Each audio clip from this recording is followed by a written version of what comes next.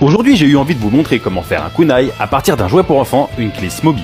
Et la première étape a été de fixer un pic à brochette avec de la colle forte pour rigidifier l'ensemble et qui m'a servi de guide pour sa taille définitive, tout en restant suffisamment fragile pour qu'il ne devienne pas une véritable arme tuée. Ensuite, j'ai dû l'entourer avec du papier aluminium, du scotch et ma porcelaine froide. Et pour ceux qui ne connaissent pas cette pâte, cela n'a rien à voir avec de la véritable porcelaine. Elle est plus proche de la pâte à sel de par sa composition et devient solide sans cuisson en séchant à l'air. D'ailleurs, une fois que j'ai donné sa forme définitive à mon kunai, l'étape indispensable est de le limer, puis poncer au papier de verre pour obtenir le résultat le plus fin possible. Ensuite seulement je peux passer à la peinture, ici de la peinture acrylique, et une fois sec, une petite couche de vernis. Et enfin, pour terminer mon arme, il faut un bandage. Et j'ai choisi un simple lacet blanc. Avec un petit peu de colle forte sur le départ de mon lacet et de la colle vinylique sur le reste, j'entoure soigneusement mon lacet autour du manche en terminant par un autre point de colle forte. Et pour cette étape, la clé, c'est la précision. Alors, pas de précipitation. Et voilà, mon kunai est maintenant terminé. N'oubliez pas le petit like pour récompenser le travail et dites-moi ce que vous en pensez dans les commentaires.